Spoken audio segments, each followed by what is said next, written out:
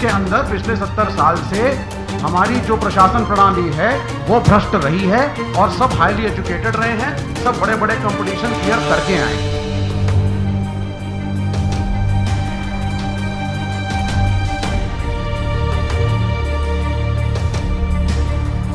लोकपाल इसका बहुत अच्छा उत्तर था। एक strong vigilance system, strong Lokpal bill, strong Lokpal ये जरूरी है।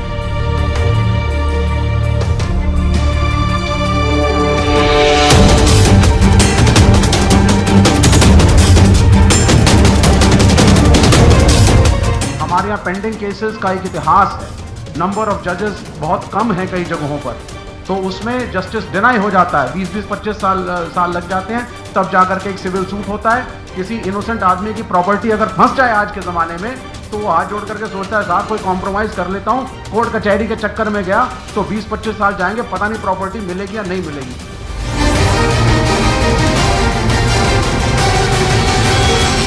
हम पहले भी यहाँ पे एक बार एकत्रित हुए थे और चौधरी साहब ने एक गैदरिंग रखी थी यहाँ पे, जिसमें इस कॉन्सेप्ट को हम लोगों ने डिस्कस किया था। तो आज किसी भी पार्टी से हम हो, किसी भी प्लेटफॉर्म से हम हो, मेन बात है कि क्या ये कॉन्सेप्ट देश के लिए ज़रूरी है या नहीं। तो कुछ एक चीज़ें देश के लिए बहुत ज़्यादा ज़रूरी हैं, जैसे सेठी साहब ने एक मिनिमम एजुकेशन की बात करी, तो गांधी जी के टाइम में भी इस चीज़ को डिस्कस किया गया था कि क्या मिनिमम एजुकेशन एक सांसद का, एक एमएलए का हम रखें देश में या नहीं। देश बहुत गरीब था, देश में लोग पढ़े लिखे नहीं थे। जो पढ़े लिखे थे वो कहीं ना कहीं अंग्रेजी शिक्षा पद्धति से के मॉडल से निकल करके आए थे। तो गांधी जी ने कहा कि नहीं, इसको हम क्राइटेरिया फिलहाल ना बनाएं, जिससे गरीबों के अंदर से, गांव के अंदर से, वर्कर्स के अंदर से, लेबर यूनियंस के अंदर से, किसानों के अंदर से नेता क्रिएट हों जो अपनी समस्याओं को ज़्यादा जानते हैं और वो आकर के डेमोक्रेसी में पार्टिसिपेट करें। अगर आज हम करप्शन की बात करें तो आईएएस अफसर, आईपीएस अफसर, मैं जुडिशरी तो नहीं बोलना चाहिए मुझे, लेकिन हम जितनी भी इस प्रणाली को देखें तो हम देखेंगे कि हम ये नहीं कह सकते कि साहब ये शिक्षित नहीं है और करप्ट नहीं है। इस देश के अंदर पिछले 70 साल से हमारी जो प्रशासन प्रणाली है वो भ्रष्ट रही है और सब हाईली एजुकेटेड रहे हैं, सब बड़े बड़े कंपटीशन क्लियर करके आए हैं। यह पहली चीज हुई। हाँ, लोकपाल इसका बहुत अच्छा उत्तर था। एक strong vigilance system, strong Lokpal bill, strong Lokpal ये जरूरी है। न्यायपालिका के अंदर जुडिशियल रिफॉर्म्स होने चाहिए, केसेस जल्दी होने चाहिए, उनको जल्द से जल्द फैसला दें। हमारे यहाँ पेंडिंग केसेस का एक इतिहास है। नंबर ऑफ जजेस बहुत कम है कई जगहों पर, तो उसमें जस्टिस डिनाई हो जाता है। 20-25 साल लग जाते हैं, तब जाकर के एक सिविल सूट होता है। किसी इनोसेंट आदमी की प्रॉपर्टी अगर फंस जाए आज के ज़माने में, तो वो हाथ जोड़ करके सोचता है साहब कोई कॉम्प्रोमाइज़ कर लेता हूँ। कोर्ट कचहरी के चक्कर में गया तो 20-25 साल जाएंगे, पता नहीं प्रॉपर्टी मिलेगी या नहीं मिलेगी। तो ये बहुत सारी समस्याएं हैं। इस विषय पे अगर हम आते हैं तो ये एक बहुत ही रिवोल्यूशनरी विषय है। इसमें कई पार्टियों ने पहले भी अपने अपने सजेशंस दिए, वामपंथी पार्टियों ने भी दिया कि साहब परसेंटेज ऑफ वोट्स के हिसाब से आप रिप्रेजेंटेशन दीजिए पार्लियामेंट में।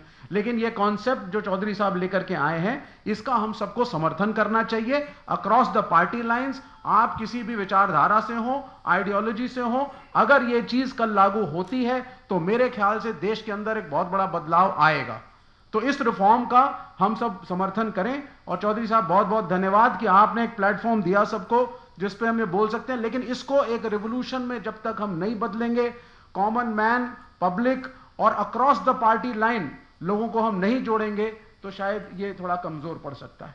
धन्यवाद।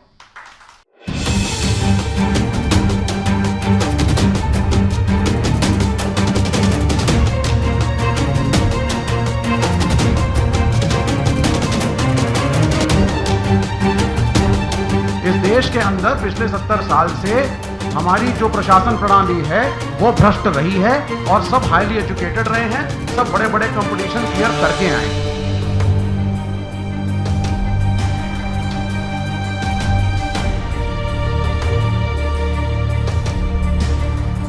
लोकपाल इसका बहुत अच्छा उत्तर था।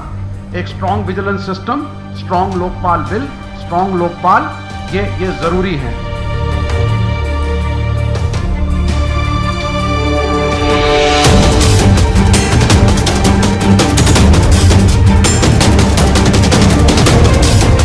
हमारे यहाँ पेंडिंग केसेस का एक इतिहास है। नंबर ऑफ जजेस बहुत कम है कई जगहों पर, तो उसमें जस्टिस डिनाई हो जाता है। 20-25 साल लग जाते हैं, तब जाकर के एक सिविल सूट होता है। किसी इनोसेंट आदमी की प्रॉपर्टी अगर फंस जाए आज के ज़माने में, तो वो हाथ जोड़ करके सोचता है साहब कोई कॉम्प्रोमाइज़ कर लेता हूँ, कोर्ट कचहरी के चक्कर में गया तो 20-25 साल जाएंगे, पता नहीं प्रॉपर्टी मिलेगी या नहीं मिलेगी।